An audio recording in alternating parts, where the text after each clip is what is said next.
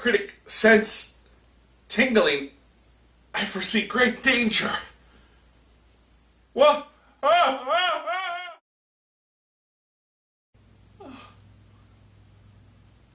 the?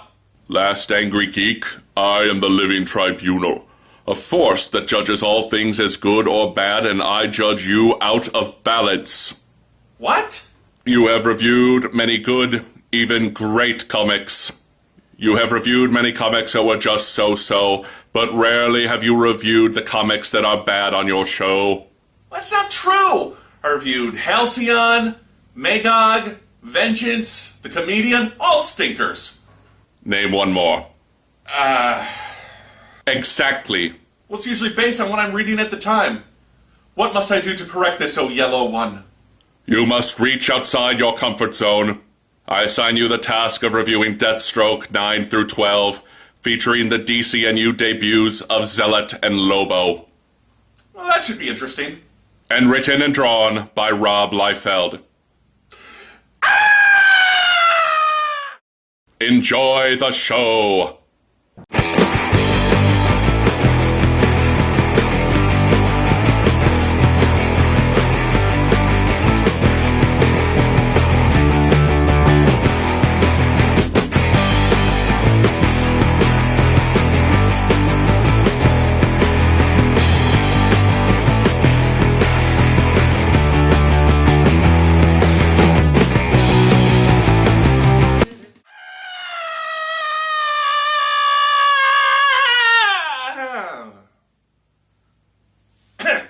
Welcome back to Comic Book Issues. I'm your host, The Last Angry Geek. When the DCNU launched last year, one of its initial titles was Deathstroke, featuring the assassin Slade Wilson.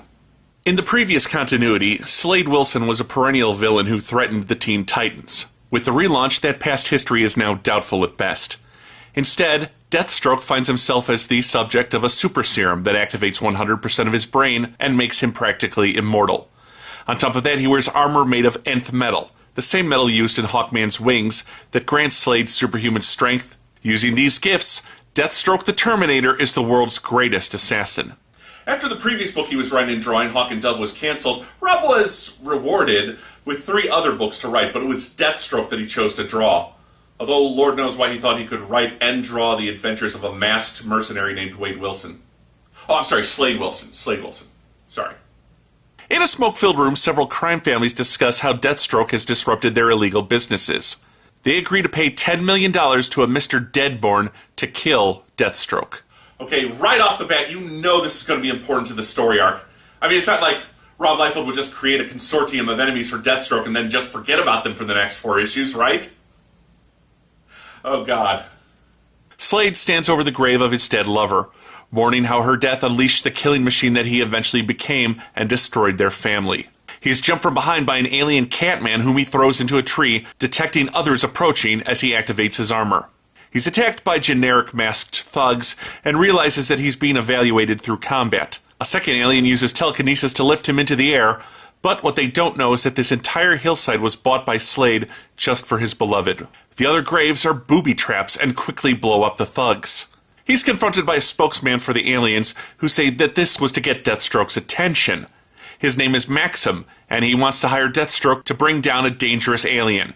He introduces Callista, Tigor, and Primus as the Omegas. Maxim takes Slade to his company's headquarters where he's introduced to their head of security, Zealot.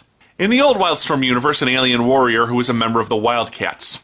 She questions as to whether or not Slade can bring in the Zarnian, the alien who escaped from a prison in Colorado. She and the Omega Youths will shadow Slade on this mission. Deathstroke doesn't want them along and promises to kill her if she gets in his way.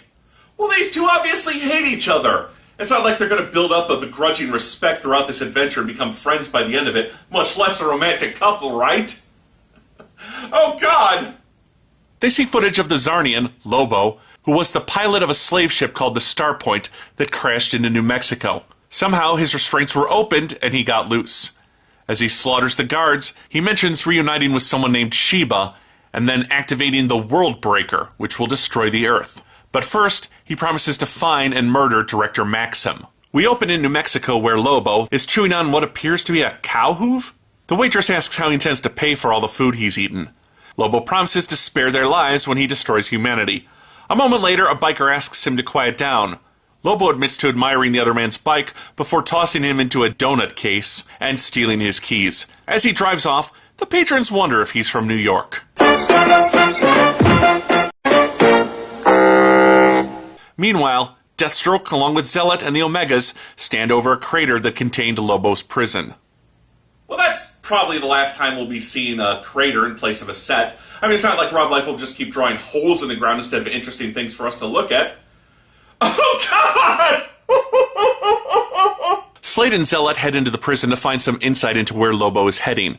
The duo are attacked by one of the other prisoners, a conned slave master named Karlak. Lobo abandoned him and the other prisoners, leading to his desire to kill any of Lobo's allies, which he's mistaken Zealot and Deathstroke for. The Omegas arrive to attack the slaver who imprisoned them, but Deathstroke pulls them back. He needs Karlak alive and decides to beat him down with his strength-enhancing armor. Karlak does go down and admits Lobo has a death wish, which is why he wants to get off planet. However, when he tries to grab Callista, an alien sorceress that Zealot has promised to protect, the Karen fighter skewers him. The slaver gloats. By now, Lobo has reached the World Breaker and will destroy the Earth just as he did Zarnia. Sure enough, we cut to Lobo as he reaches a crater, yes, another one, in Colorado, and uncloaks his ship, promising Sheba they will soon be together. As Deathstroke's journal admits that he took this contract for the sport of it, Zealot homes in on the Starpoint. We get more backstory as Slade reveals he's learned the Omega's parents were enslaved by Lobo. Zealot then explains that Sheba is another Zarnian and Lobo's lover, and just as sadistic and evil as he is. But Lobo was the last Zarnian. They just called him the last Zarnian 2 issues ago. And the Omega youth said Karlak was their slaver, but now they're saying Lobo is their slaver? I mean, nothing makes sense here. I'm sorry, I'm going to need a minute.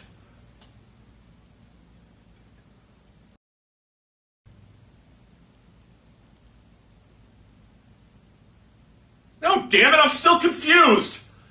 Let's just soldier on. When the Starpoint crashed on Earth, Lobo was captured, but Sheba remains missing. The slaves escaped into Earth and bred with humans, thus creating the Omega Youths. Lobo promises to destroy the Earth for his detention. He pulls out his bike, preparing to meet Sheba in space. Slade and his team make their way into the ship, but it isn't long before Lobo sets on them. Punches are exchanged before Deathstroke gets his bearings and goes after Lobo. His fists and guns don't seem to have much effect. However, a few choice grenades blow holes in Lobo. Not that it bothers him much. Lobo regenerates and notices that Deathstroke's armor is made of nth metal, a valuable alien substance. Slade is beaten to a pulp. As he realizes this could be his last mission, the ship's World Breaker fires up. To free himself, Deathstroke Rochambeau's Lobo and goes down the tunnel, another hole, leading to the World Breaker. Tigor, who is now a wolf, I guess, bites Lobo before getting thrown off. Primus then grabs Lobo in a telekinetic hold before revealing that it was he who set Lobo free, knowing he would lead the Omegas to his ship so that they could escape Earth. Zealot objects to his actions, and this distraction allows Lobo to break free and knock out Primus. As he and Zealot argue over who would win a fight between them, Slade returns, driving Lobo's motorbike and impaling the Zarnian. Flying through the air, Deathstroke fights Lobo, eventually maneuvering his own body to where he can throw his last grenade in Lobo's bike. Lobo's motorcycle blows up as Slade falls to the earth. Satisfied that he overcame a greater threat than he could have ever previously conceived, we see that Deathstroke's strangely shredded backpack is actually a jetpack, and he flies back to the Starpoint. Zealot is holding Primus prisoner, but the other Omegas are gone. Primus decries Maxim as a monster who experimented on them, and Zealot as an Uncle Tom for assisting the alien prisoner. Deathstroke doesn't care. Lobo is dead, and Primus will pay for setting him free, as Deathstroke considers him responsible for all the dead people that Lobo killed. The mission is over, and Primus will be held accountable. Back at base, Maxim is thrilled that Lobo is dead, but Slade admits he doesn't like the director very much before punching him out. He's leaving Zealot behind to watch over Maxim's organization. If he abuses the Omegas again and places the world in danger, Slade will end him. He then enjoys a long kiss with Zealot before inviting her to seek him out when she's ready. He then slyly tells his assistant Peabody the true benefits of this mission have yet to be reaped. Meanwhile, in an alien detention facility, Maxim contacts the guards to make sure everything is all right. All records of Project Sheba have been erased, and the incarcerated female Zarnian is ready to be moved. I don't know how Linkara does this week after week. Let's take a closer look at these 4 issues. Yes, I said a closer look. Let's start with the plot itself. Alien on the loose, heroes chase alien, climactic battle where heroes save Earth and kill alien. Nothing wrong with that, it's pretty standard actually. But now let's look at the characters. Deathstroke is a killer with unlimited brain power, and here he actually outthinks Lobo to beat him. Again, nothing wrong with that. But beyond that, he spends most of his time narrating to us in the form of a fictitious journal, not at all a Punisher ripoff, and he just whines. Whines about his lost love and how he wants to test himself, and then at the end, switches over to unnecessary backpanning over beating Lobo. Slade was always a man of action who never really dwelled on moral concerns. The desire to test himself against Lobo feels genuine, but it's surrounded by so many other mopey feelings that they just kill my interest in the character. Zealot was a warrior princess type character on Wildcats. Here, not much has changed. She was a dull character then, and she's a dull character now. She kind of does the usual Amazon cliche of fighting with Deathstroke and then becoming his submissive woman after he's shown her just how tough he really is. The Omegas and the other characters are barely touched upon. We get some bitterness from Primus, but there's absolutely nothing to be learned from Tiga or Callista. My big problem here was Lobo. Lobo in the old DCU was a fun character because he was so completely without morality. He went to extremes of violence, lust, and greed, usually for humorous effect. Gee, it almost sounds like another character we've been talking about. But here he's portrayed as just another evil alien. He enslaves people, wants to blow up the Earth, and generally acts like a dick. On top of that, he has a girlfriend who's just as evil, and that hurts his character because suddenly he's not unique anymore. The Lobo in this book is just someone to be blown up by Slade. He's pretty pathetic, and yet another example of the DCNU failing to preserve the good characteristics of a character in this reboot and turning him into a pale shadow of his former self. The art is full of the usual Liefeld flaws. Rob has always had trouble with his foreshortening, and in some cases it hurts the composition. The characters just don't look like they're lined up properly.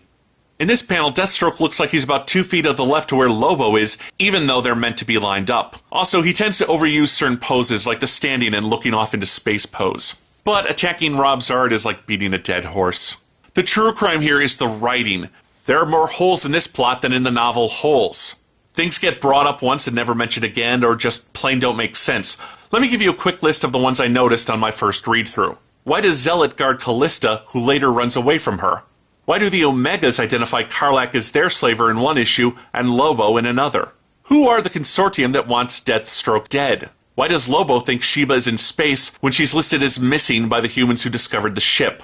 If Sheba's still around, then why is Lobo called the last Zarnian? If Tygor's form is the true form of his species, then why do flashbacks show only humanoid aliens?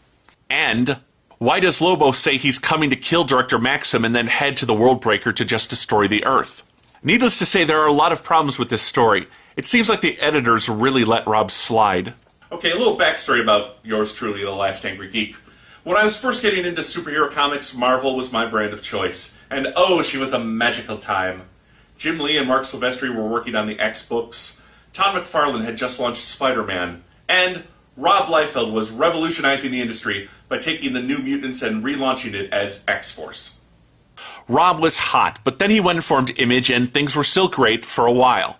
But as he started to branch out, he hired artists to draw his books.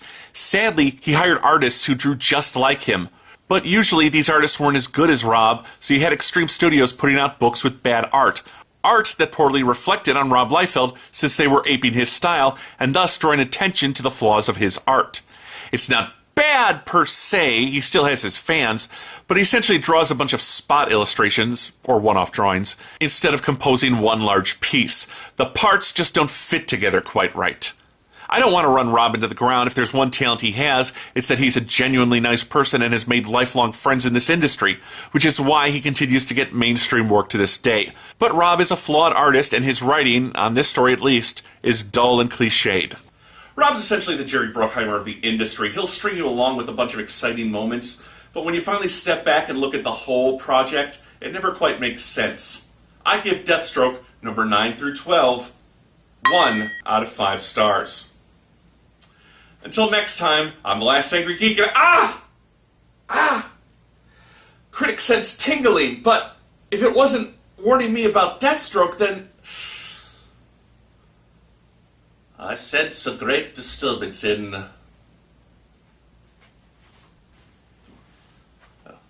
I must leave you now to deliver a warning, but know that comic book issues will be with you. Always.